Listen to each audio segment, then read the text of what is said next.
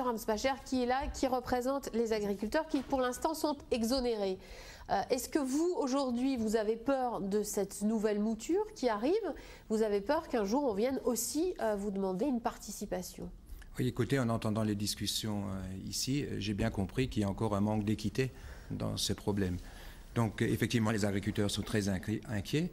Bien sûr, ça fait des années qu'on fait des efforts dans ce domaine-là pour économiser également au niveau CO2. Donc en ce qui nous concerne, nous sommes dans une année très très difficile, une année 2009 où les revenus sont très nettement à la baisse et nous avons un millefeuille de charges qui ne cesse de s'accumuler. Donc nous sommes un pan de l'économie qui quelque part aussi doit être sur un marché européen présent, sur un marché même des fois mondial. Et donc si nous avons des taxes qui sont uniquement appliquées ici en France, nous ne pourrons pas être compétitifs au niveau des marchés européens. S'il y avait une taxe carbone européenne, est-ce que vous pensez que les agriculteurs globalement l'accepteraient plus facilement? Les agriculteurs ne sont pas insensibles à l'environnement. Et je pense que ça, depuis des années, on en a fait la preuve, puisqu'à tous les niveaux, et puis également au niveau de notre chambre d'agriculture, on essaye de faire des efforts, on essaye de mettre des phytomieux, fertimieux, tout en place pour effectivement utiliser le moins de pétrole possible sur nos exploitations. Il y a aussi des pratiques très différentes dans votre milieu, entre les agriculteurs, entre les régions. C'est vrai qu'il y a aussi des pratiques, il y a plusieurs agricultures, même en France aujourd'hui. Oui, sauf qu'un agriculteur est quelqu'un qui a quand même conscience et qui doit avoir une exploitation qui soit viable économiquement.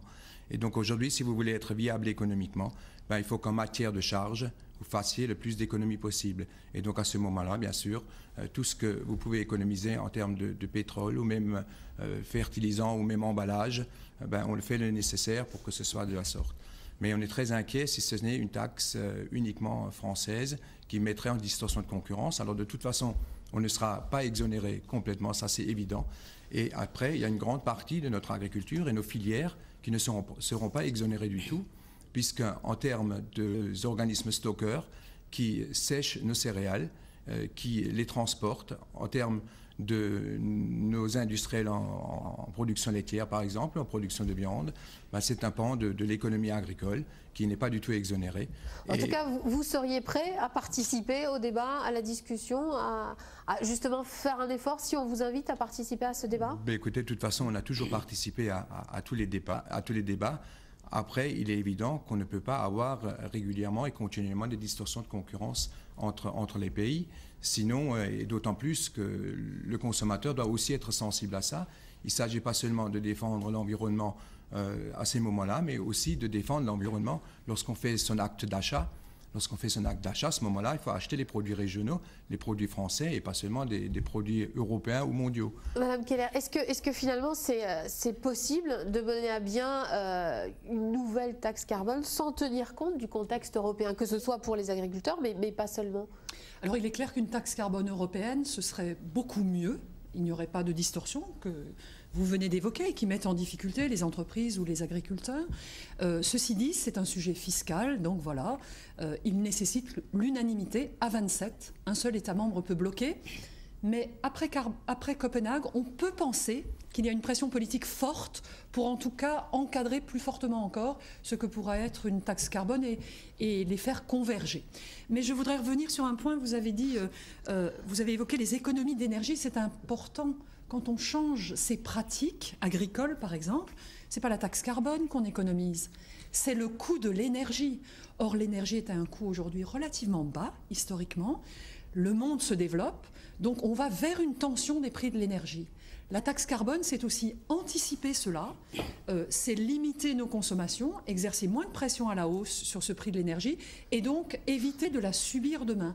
C'est le problème aussi des ménages. Quand ils économisent sur l'énergie, c'est du gain pour eux. C'est pour cela qu'il y a d'ailleurs des mesures très complémentaires à la taxe carbone. Il n'y a pas que la taxe carbone pour changer de modèle.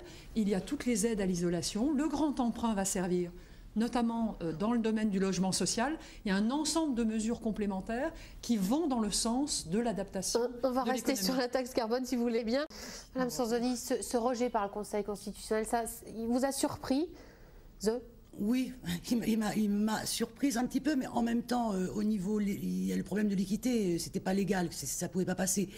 Donc ce rejet, c'est à la fois une bonne nouvelle, parce que je ne vais pas répéter ce que j'ai dit tout à l'heure. En même temps, moi j'insiste, hein, c'est très important qu'on arrive à mettre en place, parce qu'il y a des personnes pour qui c'est la taxe carbone, il n'en faut pas. Nous on dit c'est très important qu'il faut arriver à mettre en place une contribution énergie-climat. Est-ce que le contexte politique des élections régionales qui arrivent, à votre avis, ça peut aider à mettre en place cette taxe carbone? Ça va faire que forcément tout le monde va en parler? Moi, je pense que ce qui est encore plus important que le contexte politique, donc politicien, avec les élections, c'est la situation d'urgence climatique, c'est l'échec de Copenhague, et que chacun, que ce soit au niveau des collectivités territoriales, au niveau des États, au niveau de l'Europe, tout ce qu'on peut faire pour avancer, il faut le faire. Alors moi, j'aimerais quand même dire 2-3 mots de ce que pourrait être une contribution énergie-climat qui serait valable. D'abord, elle doit concerner toutes les énergies non renouvelables. Elle doit concerner, là je regarde le monsieur qui représente l'agriculture, elle doit concerner tout ce qui produit des GES, parce qu'il n'y a pas que le CO2.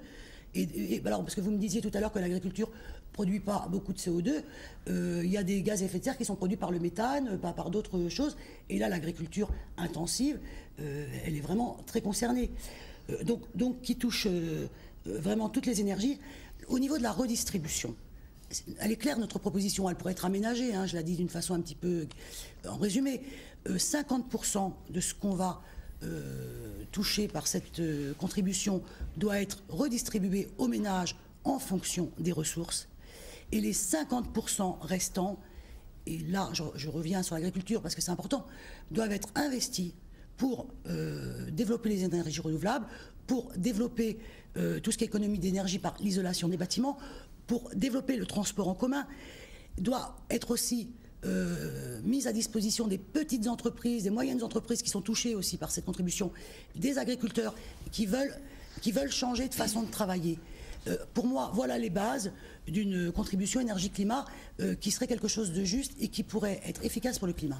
Madame Keller, vous allez bien évidemment participer aux discussions qui vont avoir lieu. Vous l'avez dit, enfin Madame Sanzoni l'a dit, vous êtes pour que l'électricité fasse partie, soit taxée également. Est-ce que vous pensez que vous allez réussir à faire passer cela? Oui, pour ma part, j'y suis favorable parce qu'il s'agit bien de limiter la consommation d'énergie, de toutes les énergies, et pas de rendre l'énergie électrique en termes relatifs moins chère. Parce que pour l'instant, il semble qu'au sein de l'UMP, il y a des avis divergents. Oui, il y a un petit problème de terminologie. Quand on parle de taxe carbone, c'est vrai que la production d'énergie nucléaire ne produit pas de carbone. Mais en fait, l'objectif est beaucoup plus global, c'est de limiter l'ensemble des consommations d'énergie. Permettez-moi de revenir un instant sur la décision du Conseil constitutionnel qui apparaît comme négative, mais elle est en fait très positive, puisqu'elle souligne l'importance de ce principe écologique selon lequel on fait payer ceux qui consomment et qu'on le redistribue, comme vous venez de le dire, à ceux qui font l'effort d'investir dans une isolation, dans un logement, dans un process industriel plus respectueux de l'environnement. Donc, dans les discussions, nous réévoquerons, comme vous venez de l'indiquer, le processus et cette idée de redistribuer la taxe à ceux qui font un effort, comme ça existe par exemple sur les redevances des agences de bassin. Hein. On fait payer ceux qui polluent et on redistribue à ceux qui font des efforts. Voilà, alors ceux qui font des efforts. Voilà, Monsieur Ramsbacher, vous vouliez intervenir rapidement. Important. En termes d'émissions de carbone, effectivement, j'avais dit qu'on ne représente pas grand-chose, puisqu'à peine 2% de toutes les émissions. C'est pour ça qu'on trouve que ce n'est pas équitable ce qui a été fait jusqu'à présent. Mais néanmoins, nos exploitations, pour assurer la sécurité alimentaire de tous les Européens, tous les Français, bien sûr, nous avons besoin d'énergie pour produire. Nous produisons aussi de l'éthanol, donc quelque part on est tout à fait dans l'air du temps. Et effectivement, pour produire tout ça, il faudrait aussi voir le bilan total d'une exploitation, le bilan total, parce que quelque part nos plantes, il y a de la photosynthèse qui absorbe du gaz carbonique et qui rejette au niveau de l'oxygène. Et donc sur une exploitation agricole, il faudrait voir effectivement le tout, et comme ça on se sentirait traité correctement. Alors, espérons en tout cas que vous vous retrouverez tous autour d'une table pour discuter en dehors de cette émission. Merci en tout cas d'y avoir participé.